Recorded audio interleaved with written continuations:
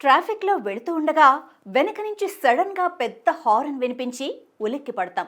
ఇది అందరికీ సర్వసాధారణంగా ఎదురయ్యే అనుభవమే.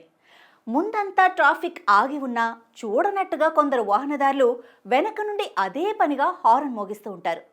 అవే లారీలు, బస్సులు లాంటి పెద్ద వెహికల్స్ అయితే ఆ మోత దారుణంగా ఉంటుంది.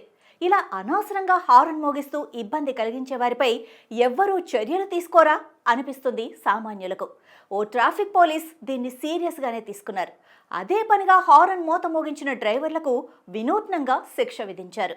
వారి వాహనం నుంచి హారన్ మోగించి ఆ డ్రైవర్లే వినేలా చేశారు. సోషల్ మీడియాలో వైరల్ అవుతున్న ఈ ఘటన బెంగళూరులో చోటు చేసుకుంది. ఇష్టారీతిగా హార్న్ మోగిస్తున్న డ్రైవర్లను బస్సు నుంచి దించిన ఆ ట్రాఫిక్ పోలీస్ వారు నడుపుతున్న అదే బస్సులకు అమర్చిన హారన్ వద్ద డ్రైవర్లను మోకాళ్లపై కూర్చోబెట్టారు. వారి వాహనాల హారన్ను పదే పదే మోగిస్తూ డ్రైవర్లకు వినిపించారు. హారన్ శబ్దం వారికి ఎంత చికాకు, ఇబ్బంది కలిగించిందో అడిగి తెలుసుకున్నారు.